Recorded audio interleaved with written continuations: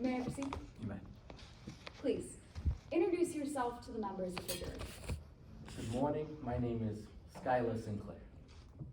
What do you do for a living? I'm currently a third-year chemistry student here at Midland State University. I have a focus in pharmacology. I'm actually currently working with my professor, mentor, and close friend, Dr. Brandon McKay, on a cure for Alzheimer's. How are you involved in today's case? There's been a lot of untrue stuff said about me recently on the news, and here today, so I'm here to tell the truth. Today we've heard a lot about a drug ring. What can you tell us about it? Obviously, I'm not proud of it, but I used to sell study drugs like Adderall to students on campus. How did you get involved in this drug operation? I was almost forced into it. My roommate, Alex Everett, told me he had a way for us to make a little bit of money. We were broke college students, and I trusted him. What was Alex Everett's role in this drug business? I mean, it was basically his whole idea. He was the one who talked to Malcolm if we ever needed to get any more Adderall or something like that, but he was kind of like my boss. And if there was one thing I learned, it was you never got in his way.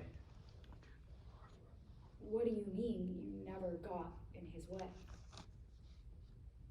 Alex was always very aggressive to get what he wanted. Objection, Your Honor, under Rule 404, character evidence. Response? Your Honor, if I may proffer. You may. Your Honor, in this line of testimony, this witness will go on to say that because of Mr. Everett's behavior, he was inclined to send an email to the deceased victim.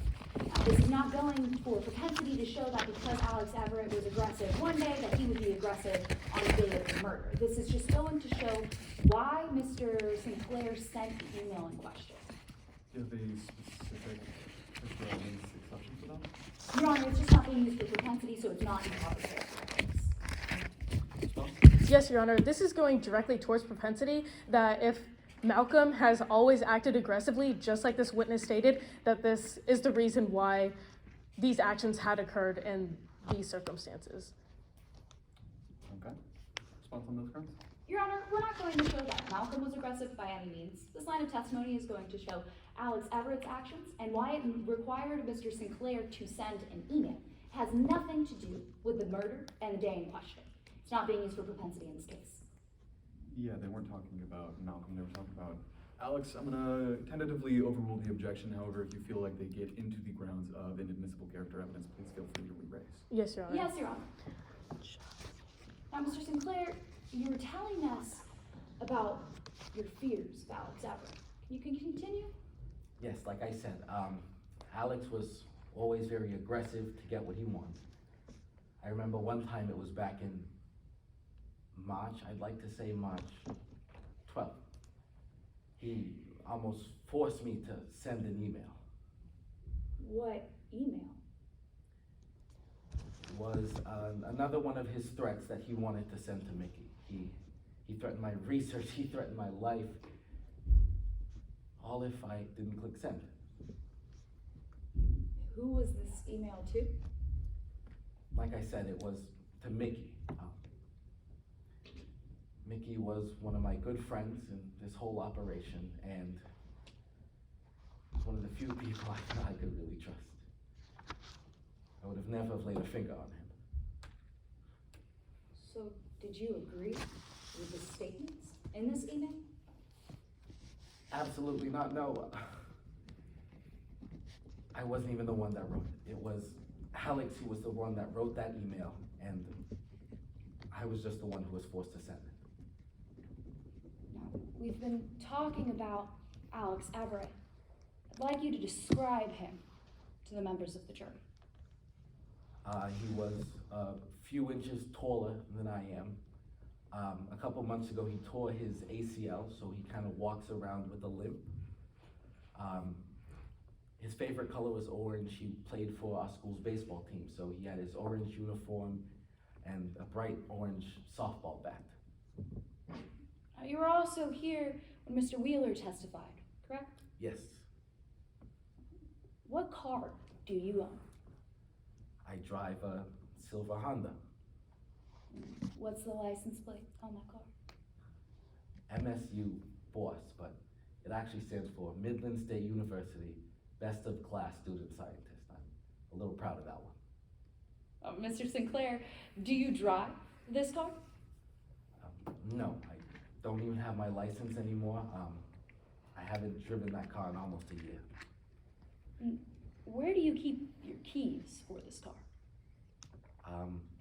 I have my copy of the keys, and I had a spare key that I kept in my apartment, but it's been missing for a while now. Do you share this apartment with anyone?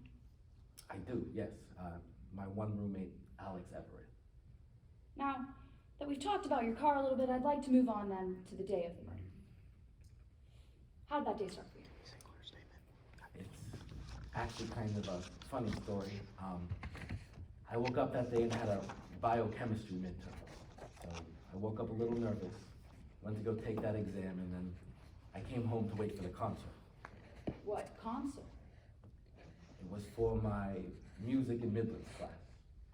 Music was always my second passion behind chemistry, so when I first found out about it, I was really excited. I remember we had to go to one before spring break. What times were you at this concert from and to? I got there at around 8 o'clock, I'd like to say.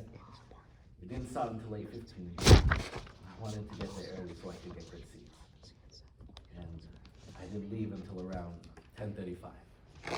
Is there any way to prove that you were there at that time? I mean, sure, besides what I could tell you, my friend Taylor was also there, so I'm sure she could tell you just as much. And there was also a sign-in sheet for the concert that I filled out. Would you recognize a copy of that sign-in sheet? Of course. Your Honor, at this time, I'm approaching opposing counsel and the witness in turn with a copy of the sign-in sheet from the concert. Okay. Would Your Honor like a courtesy copy? Please.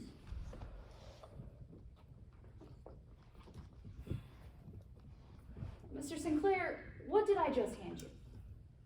This is the sign-in sheet from that concert. Is it a fair and accurate copy? Yes. Your Honor, at this time, the defense offers this exhibit into evidence. Any objection? None, Your Honor. And so entered. Now, to be clear, when did you sign this sheet? I signed the sheet when I was leaving the concert. Like I said, that was around 10:35 at night. Now, what did you do after you left around 10:35? Well, the whole reason I left was because I got an email from Alex. It was some sort of threat saying that I was gonna die and that there was a hit on my head. So I was scared and I went home. What did you do when you got back to your house? Like I said, I was nervous, so I turned on the TV, tried to distract myself, but it didn't work. So I got my stuff and went to the computer lab to work on an assignment. What happened when you got to the computer lab? I saw Alex. He was sitting there at the front. He looked at me and he smiled and almost winked at me. Every time I've seen him do that, I knew something was wrong. Objection, So- Your Honor. Speculation may be Explain. heard. Yeah. Your Honor, this witness just testified that every time he sees Alex do some sort of action that something wrong goes abroad. So this witness is speculating that a wrong action of Alex Everett had occurred at this time. Therefore, speculation. Okay, so you're saying that he delved into Alex Everett's mindset to know that something was wrong? Yes, Your Honor. Okay, response on those grounds. Your Honor, this line of testimony has not gone to elicit any sort of speculation. This witness stated that based on Mr. Everett's behavior and demeanor, him winking and smirking at him, both led him to believe that based on past actions that they've had, that he was doing something a little crazy. Now, this is something based on his rationally based perception and not requiring him to delve into his mindset. Okay, response on those? Yes, Your Honor. Well, this witness just stated that every time this action occurs that this witness knows something bad has occurred. So therefore, delving into Alex Everett's mindset is implying that a bad action had occurred, and therefore speculating on Alex Everett's actions at that time. I think he gave some physical characteristics and then quantified those, so I'm gonna tentatively overrule the objection. Yes, Your Honor. Yes, Your Honor. Could you repeat your answer for the members of the jury? Sure. Like I said, I saw Alex, he smiled and winked at me. And I just wanted to mind my own business, so I walked away and went to go work on my assignment. How long were you at that computer lab for? About 4 hours. I was actually working on my paper for the concert about what music means to me. So I somehow managed to turn 1 page into 4. Mr. Sinclair, when did you find out that you were being blamed for this murder? It wasn't until the next morning. I woke up, Alex was gone, everyone in our house was gone, and there was just a note on my door that said I was gonna be arrested. It was my parents who told me that they were gonna charge me with the death of my friend. I wasn't even there. Thank you, Mr. Sinclair. Your Honor, at this time, I have no further questions. Permission to retrieve the document and publish to the members of the jury. Great.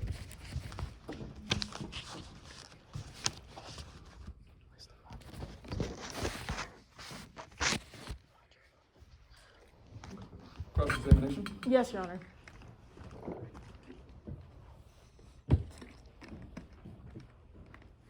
May I proceed? You may. Good afternoon, Mr. Sinclair. I'd like to start talking to you a little bit more about your relationship with Alex. Now, you would consider you and Alex pretty good friends. Sure, we were roommates, like I said before, and we were also partners in the operation. Right, you trusted Alex.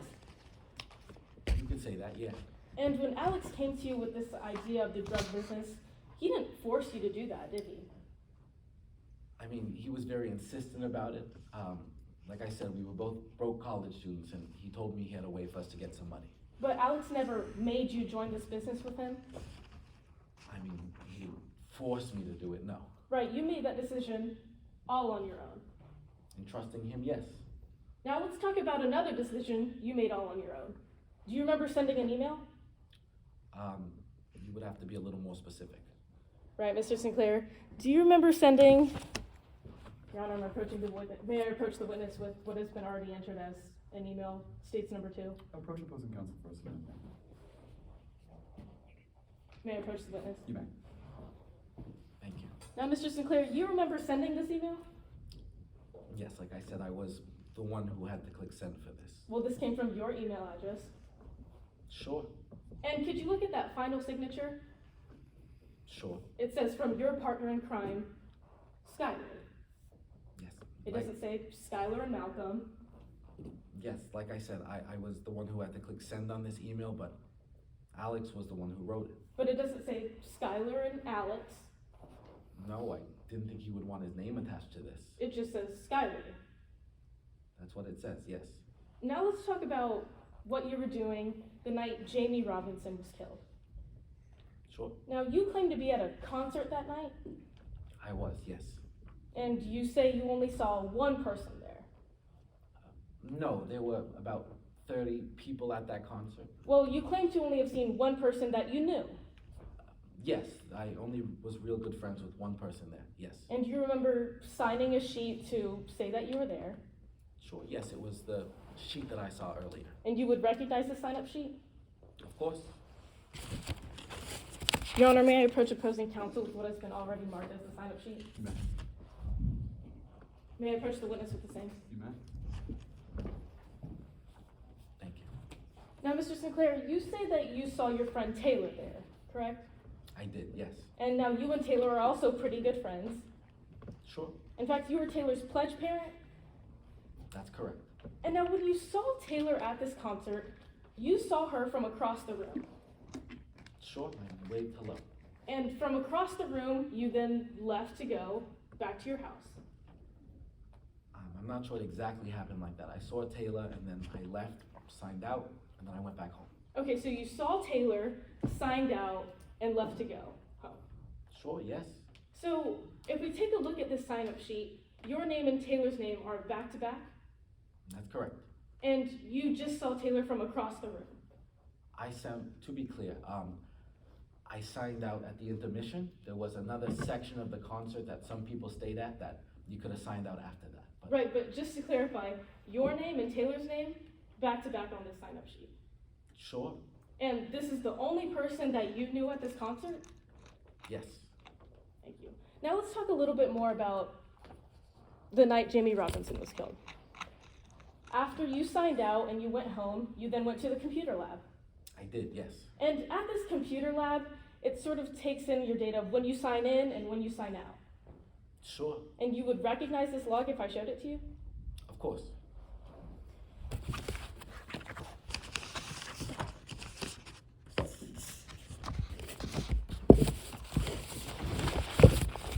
Your Honor, may I approach opposing counsel with what has been marked as Exhibit 5? Yes. The log.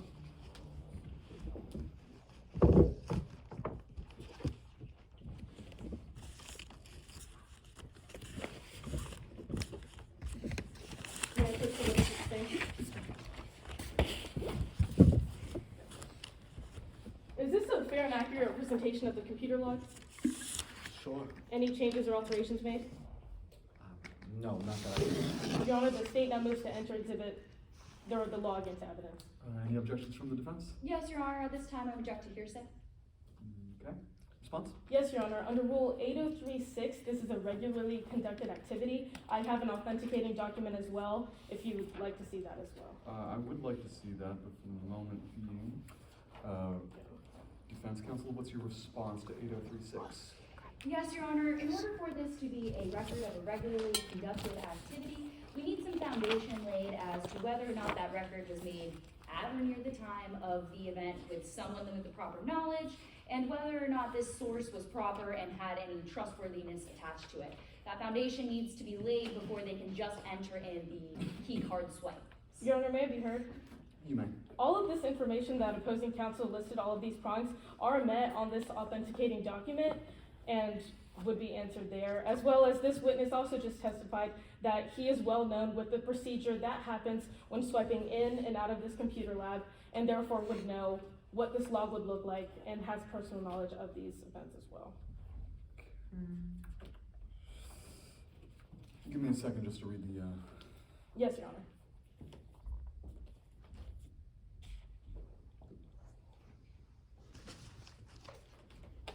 All right, counsel, what prong do you think hasn't been met by the foundation already laid? Your Honor, this needs to be laid under prong D.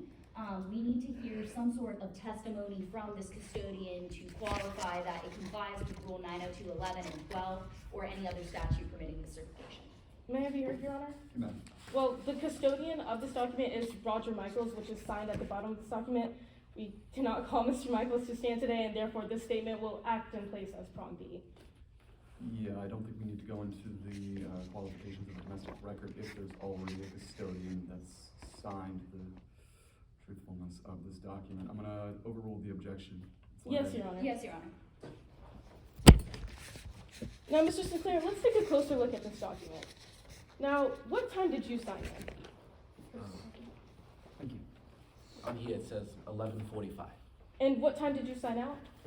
I finished at around 3:30, but everyone gets automatically signed out at 3:33 a.m. Right, now let's take a closer look at Alex Everett. What time did Alex Everett get there? On here it says 6:45 p.m. And Alex Everett was also signed out at the same time as you? Again, that same automatic sign out, yes. Now let's talk about one more thing that happened the night Jamie Robinson was killed. Now you're aware that your car was found at the marina that night, I am, yes. and you're aware that the softball bat used to kill Mr. Robinson was also present at the marina. Yes, like I said before, that was Alex's softball bat. Right, you knew this was Alex's orange softball bat. Of course, yes. And you're familiar with that Alex would keep this baseball bat in your car? Yes, he did. In fact, he would keep this baseball bat in your car a lot, wouldn't he? I mean, sure, it was his lucky slinger, I guess, but he never let anyone touch it, so he just kept it in there for when we had our games. But just to clarify, this baseball bat was found in your car, the same car that was found at the marina the night Jamie Robinson was killed? If your question is whether or not the baseball bat was there, then yes. Thank you, Mr. Sinclair. No further questions, Your Honor. Okay, any redirect? No redirect, Your Honor, I just asked that this witness they be excused. Mr. Sinclair, you are excused. Thank you. No, if you want this. Any further witnesses from the defense? Yes, Your Honor, the defense calls Samantha Fisher.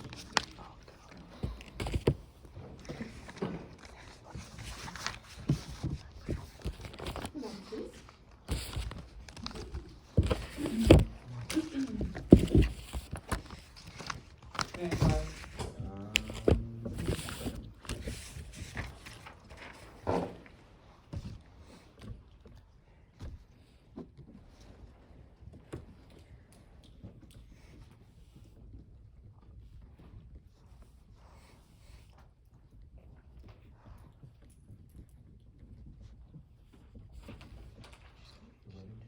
Okay, you may inquire. Please, introduce yourself to the members of the jury. Good morning. My name is Samantha Fisher. Where are you from? I'm originally from Windsor, just across the pond. But I actually got into a bit of a kerfluffle with the family, similar to Harry, because I wanted to pursue my dreams of becoming an actress.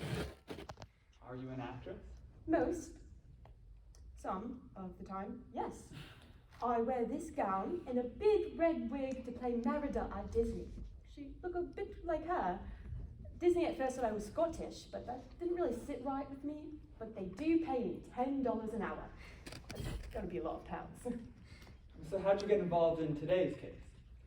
Oh, I saw the murder. I was right there. Where were you? I was vegged out in my melon at about 22 hours, 10 p.m., watching Love Island, sipping an ice-cold seltzer water. Seltzer water. And what did you see? I saw Jamie Robinson, aka Morgan Killebrew, aka Mickey Steven, aka Mikey, aka Alex, walking down the dock. I suppose his parents were a bit indecisive when it came to the names, but I do know he was an undercover spy.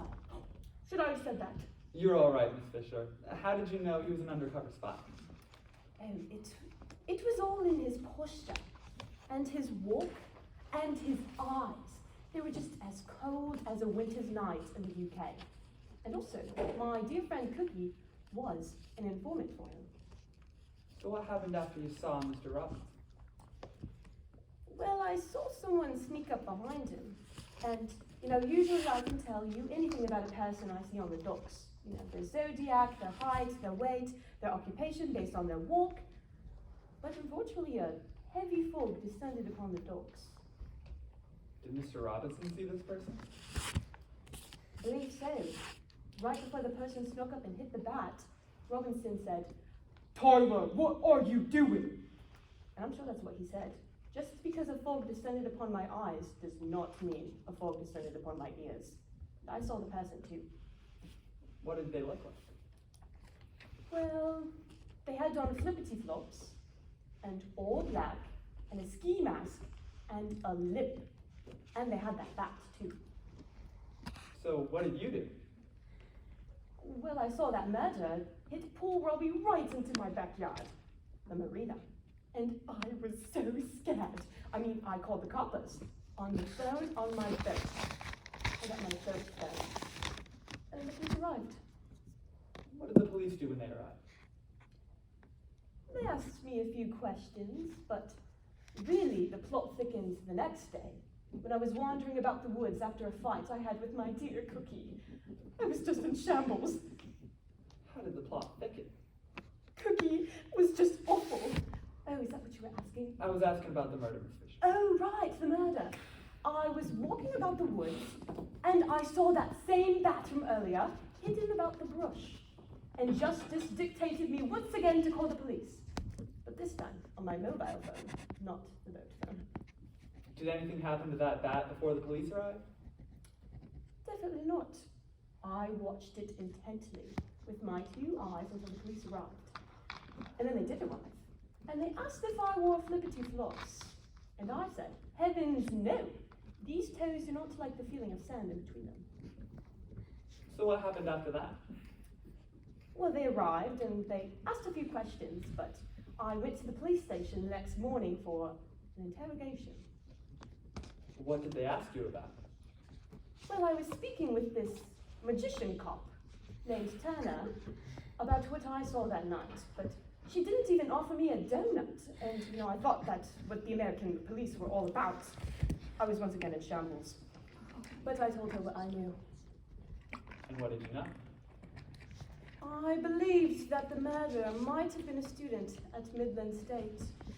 Because of their ski mask, because of their essence, I just had a feeling about it, and I was sure they were a student at Midland State.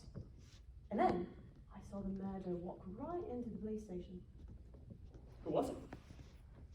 Skylar Sinclair. The person right... Oh, right there, that's him! What was he doing there? I'm not too sure, but I saw him with his parents. And they were saying he was innocent, but, I saw him with my own eyes. Though in the police station, I think his height might have been different, and he wasn't wearing flippity flops, and he wasn't wearing a ski mask, and he wasn't wearing all black, and he didn't have a badge, but I'm certain I saw him at the marina that night. Thank you, Miss Fisher. I have no further questions at this time. Cross-examination. Yes, Your Honor. Permission to set up the well before I proceed? Go for it.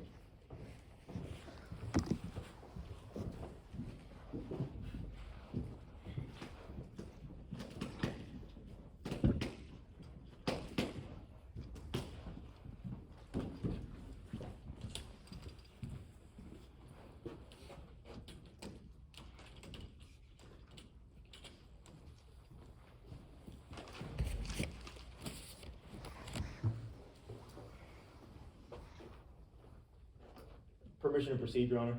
You may. Good afternoon, Ms. Fisher. Cheers. How are you doing today? Hey, well, I'm brilliant. How are you? I'm good. Thank you for asking. I just want to make something extremely clear for the members of the jury, ma'am. Ms. Fisher, sitting in that chair today, you're positive this man was the one you saw kill Detective Robinson? Big time. Ms. Fisher, I noticed something strange about your direct examination, ma'am. Oh. You only mentioned the name Skylar Sinclair twice. Oh, I wasn't really keeping count. I'll take your word for it. Well, Ms. Fisher, you kept saying someone in a masked person, right? Oh, right, the person that was creeping very suspiciously at the dock that night. Yes. Ms. Fisher, you're an aspiring actress, right? Oh, yes, I am. Did defense counsel put in the script someone and a person in a mask instead of Skylar Sinclair for you to read today? Oh, there was no script for this. I don't know what you're talking Well, about. I just want to be certain that you refer to the person as Skylar Sinclair because you're positive that's the person, right? Right. Right. I want to talk about some other things you're positive of because you were at the docks that night on March 18th. I was on my Mela yacht. You saw Detective Robinson walking down the docks of the Midlands Marina. I did. That's one of the many names he uses. And then you saw Skylar Sinclair sneak out from below. Right, I saw someone paddling about in my front yard, or maybe it was my side yard, or maybe my backyard, or whatever you want to call it, swimming through the water, and then they got onto the dock, and then they crept up right behind him. I also want to clarify something you mentioned on your direct examination, Ms. Fisher, because you said to the members of the jury that this man was walking with a limp as he approached Detective Robinson, right? Oh, right. Ms. Fisher, are you positive he was walking with a limp? Well, I'm not 100% certain, but I'd probably be 99% certain. It's a bit wishy-washy, but I do believe he had a limp. Ms. Fisher, you would say yourself that the more you watched, the more you thought that you might have just been seeing things, right? Right, I can always be seeing things, but Because, that's sorry, Ms. Fisher, continue your answer. what I thought I saw, yes. Because as you saw Skylar Sinclair approach Detective Robinson, you said you might have seen a limp, right? Right, and I can demonstrate for you what it looked like if you want me to. That's all right, ma'am. You can stay seated. Because then you saw Skylar Sinclair swing a bat and kill Detective Robinson. I saw somebody, sure that could have been him, right. No, you're not it couldn't have been. You're actually positive it was Skylar Sinclair, right? Oh, right, I'm Right. certain it was him. You keep using the word somebody, Miss Fisher. Is that right? Sure. Miss Fisher, you know this person was Skylar Sinclair, but you keep saying you saw somebody. Right, I'm using it a bit interchangeably. I can say Skylar for certain. I did see Skylar right there at the docks that night. All right, Miss Fisher. Well, after you saw Skylar Sinclair hit Detective Robinson, you saw him take off towards the woods, right? Right, and I went there the next day after I was in shambles about my fight with my dear Cookie. It's a perfect place to think. Miss Fisher, you're aware there's a path in those woods, right? Right, You're familiar with the Midlands Marina. I am. In fact, you'd be familiar with the map of it, right? I would. Your Honor, let the record reflect I'm showing Miss Fisher and the members of the jury in a large version of States 1. Miss Fisher, this is where you saw Skylar Sinclair run towards that night, right? Right, with the That- limp. Miss Fisher, is it your testimony today that as you saw Skylar Sinclair running towards that path, he was walking with a limp? Well, he was running with perhaps a limp, I'm not quite sure, but yes. Miss Fisher, you know he wasn't running with a limp. Well, he was running a bit strangely. Is that your testimony today, Miss Fisher? Yes. Your Honor, let the record reflect I'm approaching opposing counsel with Miss Fisher's affidavit.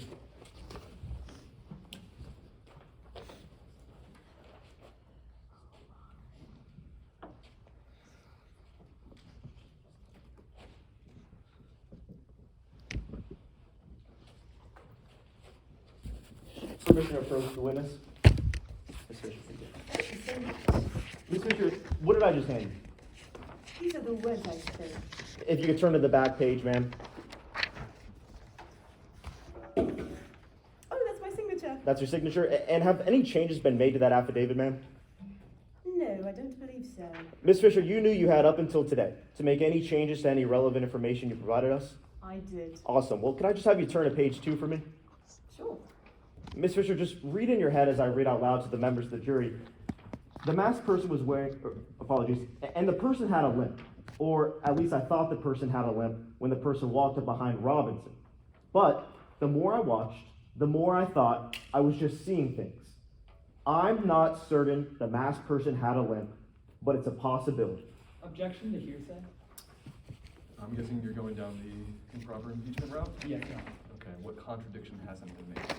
The witness testified that they saw the person possibly with a limp, and that is exactly what opposing counsel just read onto the record. There's been no contradiction. Response, Your Honor? Yes. We don't have the benefit of a court reporter, but Ms. Fisher testified that she was absolutely certain the person had a limp. She also testified that she was certain the person had a limp when Skylar Sinclair was running towards the path. That's not in her affidavit, Your Honor. This is a proper impeachment. If I'm remembering it correctly, I think she said that she was 99% certain about it. This is a toughie. Yeah, right now I'm going to overrule the objection. Yes, sir. Ms. Fisher, did I read that right? Right, it says I'm not certain, but it's a possibility. The limp is on the table along with the tea and the crumpets. All right, Ms. Fisher, I can take that back from you. Sure. Here you go. Ms. Fisher, just like you said on your direct examination, you actually found yourself back up in these trees just a day after the murder, right? Right, when I was collecting my thoughts. Ms. Fisher, you found something at point C, right? Right, I found the bat. You found the bat used by this man. The bright orange bat. Yes. The bat used by Skylar Sinclair on the night of March 18th when he murdered Detective Robinson. Did I get that right, Ms. Fisher? Right, and then I called the police on my mobile. Not the boat, just to clarify. Thank you, Ms. Fisher. Your Honor, I have nothing further.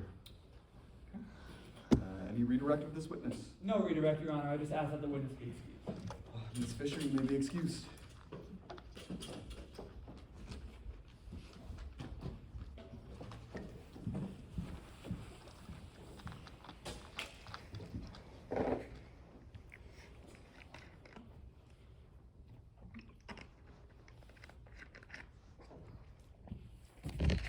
Your Honor, as you're finishing up, may I set the well for this use of visual aid?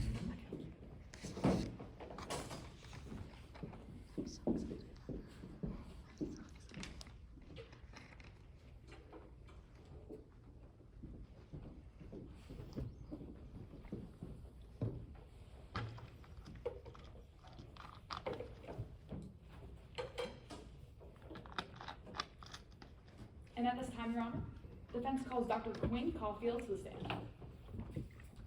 You are sworn in.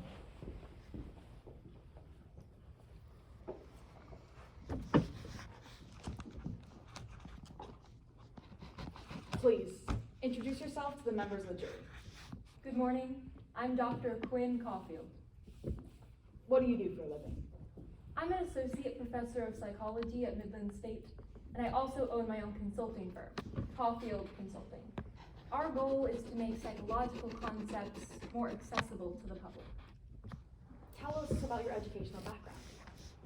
I received my bachelor's in psychology and criminology from Georgia Tech, and then I received my PhD in psychology from MIT.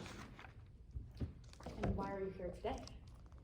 I was asked to conduct an investigation to determine if the recollections of Harley Turner were trustworthy. I also assessed whether the police identifications of Sam Fisher and Dakota Mansanger were reliable. What method do you use to fix this? I use what's known in my field as the double E method. It stands for eyewitness evaluation. It's the standard in my field, and I reliably applied it to today's case. Dr. Caulfield, what is the double E method? Well, it has two steps. First, I look for any cases of memory contamination. And then I assess if any eyewitness identifications conducted were reliable. All right, and what was the first step in that evaluation? Well, for that first step, I reviewed the materials of the case. So I looked at portions of the report of investigator Harley Turner, as well as parts of the affidavits of Sam Fisher, Dakota Mansanger, and Robin Wheeler. And what was your next step? My next step was to look for what's known as memory contamination.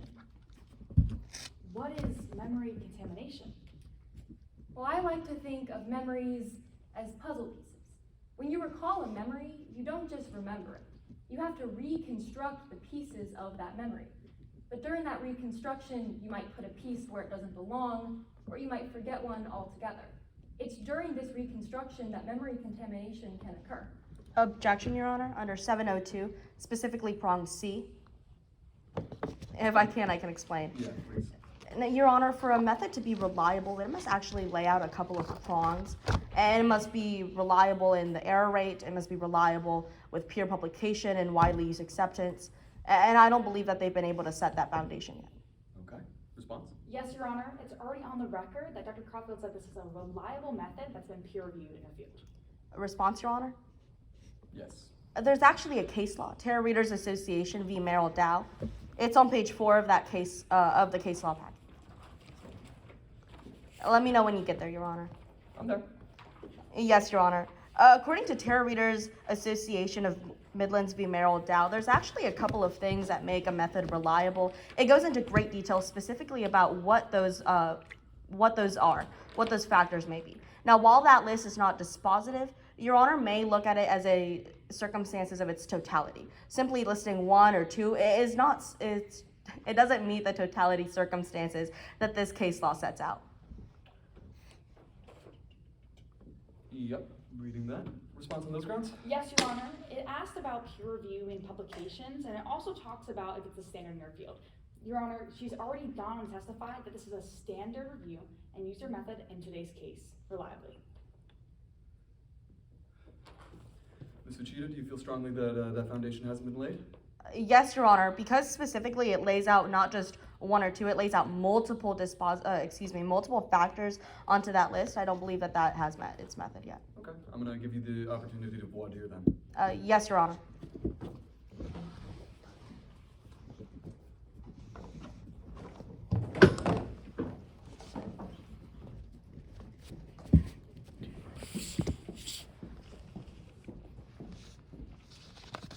Good morning, ma'am. I want to pick off right where you left off, all right? Sure.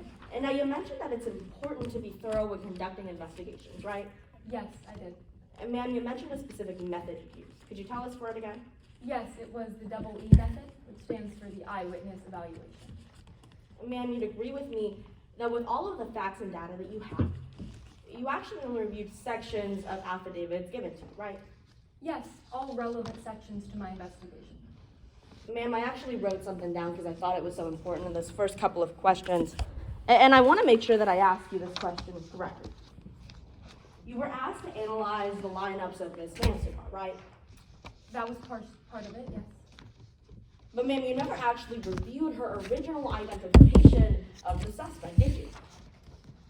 I reviewed the portions in her specific affidavit where she discussed the police identification. That's right, ma'am, but you actually never reviewed the specifics of her first identification on March 18th. I don't believe that's correct. I reviewed what she told Officer Turner. Ma'am, is it your testimony here today that you actually reviewed that first identification? I reviewed what she told Investigator Turner in that investigation. Ma'am, in that investigation, nowhere did it say anything about her first identification of the suspect, did it? It explained what she explained to Investigator Turner in that identification, which was her identification of the suspect. Ma'am, nowhere in that report does she mention that very first identification on March 18th. You just reviewed the lines about the lineup, right? I'm not sure what you mean by that. Well, ma'am, you'd agree with me that a lineup is different from an identification, right? Yes, of course. A lineup is done at the police station. Yes. An identification, that's when a witness sees a suspect. Well, that's not entirely correct. An identification occurs when you look at the photos of that lineup and you identify that suspect. Ma'am, on March 18th, and Ms. Mansigar, she saw this suspect, right? She saw a suspect, yes. Ma'am, you didn't review the lines that talk about specifically where what Ms. Mansigar saw. Not specifically from Ms. Mansager's report, but I did through Investigator Turner's report and that conversation they had. Ma'am, it's not standard for you to look at lines that don't involve a lineup, right? Excuse me? Well, you mentioned that because of this method, you reviewed specific aspects of the affidavits, right? Yes, I did. Those that just concern the lineups, right? That concerned the police identification. Your Honor, at this time, I re-raise my objection to 702. C. Okay. Ms. Asman, response? Yes, Your Honor. Ms. Caulfield went on to state that she was able to review Investigator Turner's report that goes over all the eyewitness identifications. This does not meet that exception, or does not meet the opinion of 702. Your Honor, if I may respond. No, you can't. The objection is overruled. Yes, Your Honor.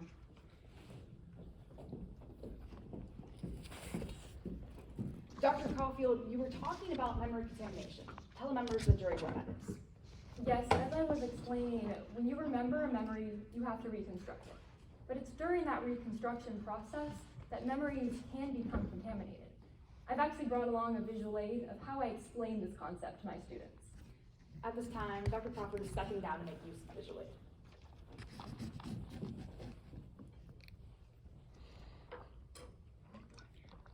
All right, what are we looking at here?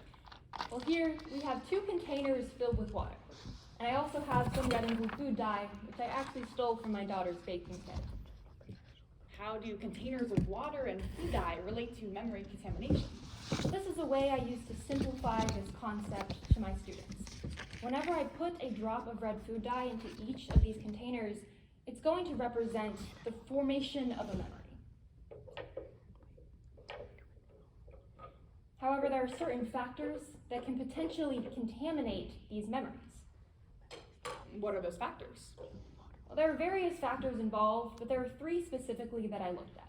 The first being time, the second being social influence, and the third being additional information. Objection, Your Honor, to 403, more misleading than it is probative. Yeah. Counselor, tell me how this isn't misleading to the members of the jury. Yes, Your Honor. Dr. Caulfield is explaining a very complicated matter of memory contamination and trying to simplify it down for the members of the jury. No misleading effect substantially outweighs the probative value of explaining a complicated subject to members of the jury. What is the probative value that is being gained here from the 2 fish bowls of food dye in them? Yes, Your Honor. If she's able to continue, she's going to show you what happens when factors such as age or additional information can affect identification with witnesses. Okay. Response? Yes, Your Honor. I believe that this actually goes to more mislead the jury. It is highly prejudicial. As to Miss Caulfield can just explain these factors. She did so earlier, explaining that memory, it's not something that we just simply remember. There's added filters. I don't believe that these fish tanks and some food dye are enough to truly explain that to the members of the jury. Final response, 3? Yes, Your Honor, she's simply using analogies and using a demonstrative to explain a complicated matter. And if she's able to continue, she'll explain how factors contribute to memory contamination with food dye. Give you final response. Yes, Your Honor. It's actually that oversimplification that we have an issue with. Now, these, as mentioned by defense counsel, are very complicated matters that simply can't be explained through, again, a fish bowl, some water, and some fish dye. All right, I'm going to ask a question. Counselor, are you going to quantify any of the difficulties that come with memory identification in terms of food dye here? Or is it just going to demonstrate, I don't know, dilution of memory? No, what she's going to go on to say is explain how factors can contribute to changing the color of said bowl, such as a memory. She's not going to go on and dive into any of the case details, just explaining the contamination of memory to the members of the jury. Okay, given that case, I'm going to tentatively overrule the objection. However, Ms. Uchida, if you feel that they go into the details of this case, please feel free to re-raise this objection. Certainly, Your Honor. Yes, Your Honor. Dr. Caulfield, you were explaining some factors. Let's go through those one by one and explain to us the first one. Of course. Well, as I go through and explain these factors, I'll be adding drops of food dye to this bowl on the left in order to demonstrate how a memory might be altered. It's just a general representation of how an original memory may compare to an altered one. So for that first one, time. As the time between the original memory and the recollection of that memory increases, it's possible that that memory and its identification can be contaminated, which I'll represent with this first drop of blue food dye in this bowl. What's that second factor? Well, that second factor is social influence. So another factor that could potentially change how we remember a memory are the verbal and nonverbal cues from the people around us. Things that other people say or do can affect how we remember a situation, which I'll be representing with a second drop of food dye. Your Honor, at this time, I'd like to re-raise my objection to 403, if I may explain. Sure. Your Honor, because they're talking about different factors, we don't know exactly how much those factors may influence the memory. By using the same color, different amounts of food dye for each different drop, that could lead the members of the jury to think that one factor may overlook the other factor when it comes to specific factors that affect the witness's memory. Response, Your Honor? Yes. Yes, Dr. Caulfield is going to go on to explain that either whether all factors or only one factor is present can change the food dye. We're not looking specifically at the color of it, rather that there are factors that can change different types of memory. She's going to go on and explain that as well. It doesn't substantially mislead the jurors. Response, Your Honor? Yes. Your Honor, in that case, we would actually like to have a lot more fish tanks. If only one factor can affect a witness in a case, then I mean, we have to look at that, right? If only one factor affects a witness versus multiple factors affecting that witness. It's different, Your Honor. We can't quantify that data. Therefore, this leads to mislead the jury. Not quite sure that I agree with your argument here, Ms. Uchida. It doesn't seem like they're actually quantifying anything. However, I am going to request that counsel makes it clear to the members of the jury that this does not hold any reference to the actual case and the actual factors in any capacity. Okay? Yes, Your Honor. Yes, Your Honor. Dr. Caulfield, does the amount of food drops directly tie always to the case? No, this is not meant to represent how I evaluated today's case in any way. This is simply meant to be a general comparison of how different factors can affect how you perceive a memory. All right, let's go back and talk about now that third factor. What was that? For that third factor, that was additional information. So after you actually form a memory, any information you learn in the future can affect how you view that memory in the past. Oftentimes, people will try to add new facts into old memories and shape that memory to fit what they know after they've already formed it, which I'll represent with a third drop of food dye in this bowl. These factors together or by themselves can make memory unreliable. What does it mean when memory is unreliable? Well, as you see with these two bowls, if you were to just look at the bowl on the left, you would never be able to tell that it ever looked like this. Memory can be unreliable because you're not sure if your memory is actually real or not, especially if any or all of these factors are in contention. Thank you, Dr. Caulfield. You can take your seat.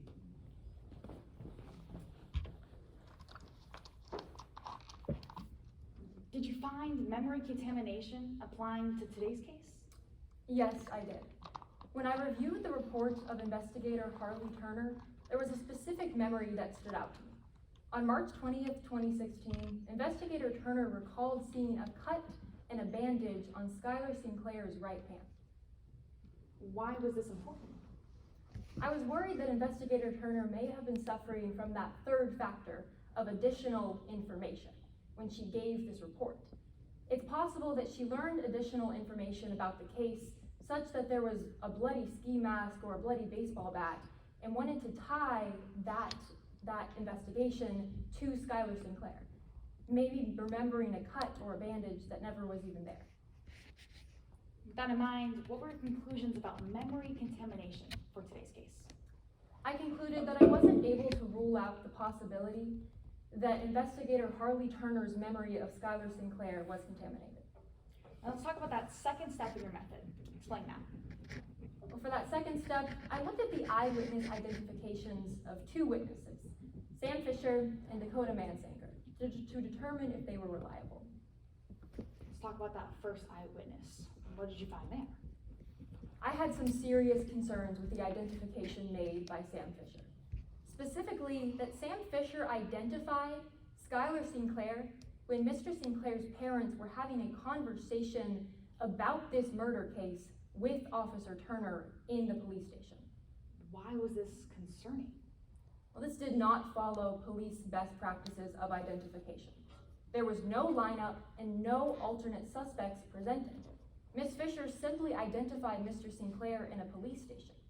It's also possible that the fact that he was in that police station and talking about this case biased her identification. Let's move on to that second eyewitness, Mr. Dakota Mansanger. What did you find there? Well, for Ms. Mansanger, I had two primary concerns. First, that her memory may have been weak. And second, that the police identification performed might have been improper. What did you mean by weak memory? Well, an eyewitness's memory can be weaker or stronger based on a couple of factors. An eyewitness's memory can be weak if the suspect was, for example, seen from a distance, in the dark, or if they didn't get a clear view of that person. Were those possibilities found with Dakota Mansanger? Yes. Ms. Mansanger identified that the suspect was in the dark, from a distance, and was wearing a ski mask when she viewed them. This led me to believe that this identification was untrustworthy. What was that second issue with that eyewitness? The second issue I had was that Officer Turner herself conducted this investigation. Why was that concerning? Well, Officer Turner was the lead investigator for this case. And since she was the one who conducted the identification with Ms. Mansanger, it's possible that she gave subtle verbal or nonverbal cues, whether intentionally or unintentionally, to the eyewitness to influence who she picked as a suspect. With all that in mind, what were your final conclusions for today's case? I concluded that there were potentially serious errors with the identifications made by Sam Fisher and Dakota Mansanger that led me to believe that these identifications were unreliable. Thank you, Dr. Cromfield. I have no further questions at this time. I just ask if opposing counsel would like me to deconstruct or leave up the demonstrative. You can deconstruct. Thank you. Cross-examination. Your Honor, before I begin, can I inquire as to how much time I have left? 10-10. Thank you.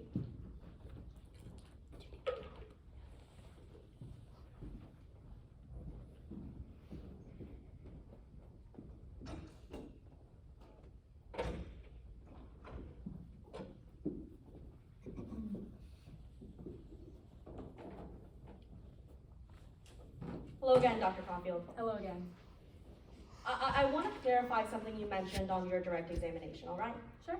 Now, you mentioned that it's possible that Detective Turner gave hints subconscious or consciously to Miss Mansinger, right? Yes. But in your review of Miss Mansinger's affidavit, you actually didn't mention any kind of specific clues or hints that Miss Turner gave to Miss Mansinger, right? No, I did not. You don't read any clues or hints that Miss Turner might have given to Miss Mansinger on Miss Turner's affidavit, right? No, and that's the issue. is that they're often unintentional and they're not noticed by either of the people in the situation. But ma'am, I want to be specific. There wasn't even one hint or one unsubconscious tipping off that either Miss Mansicker or Miss Turner noticed, was there? Nothing that they noticed, no. And ma'am, a second ago, we were just discussing how important it is to be thorough, right? Yes, we were. It's important to be thorough because even if you miss one thing, your conclusion might be wrong. That's always a potential. Ma'am, you'd agree with me that you received Harley Turner's report on April 8th, right? Yes, I did. Ma'am, you used Harley Turner's affidavit primarily for that lineup we were just discussing, right? Yes, I did. Ma'am, you concluded and you wrote your report on that exact same day, didn't you? Yes, that's correct. Doctor, do you often write your reports on the same day that you receive your evidence? If I have all the necessary information, yes. And ma'am, how much of that report was written before you even got your primary analysis done with Detective Turner? I don't think I can tell you a definitive amount. Thank you, Ms. Turner. Your Honor, I have no further questions. Any redirect? None, Your Honor. I've just asked the witness step down. Sure, you may be excused. Any further witnesses from the defense? No, Your Honor, at this time, the defense rests its case in chief and requests a brief 5 to 10 minute recess, time permitting. It is 11:55 right now. All lost is at 12:40. I'm going to give you guys the full 10. Have fun.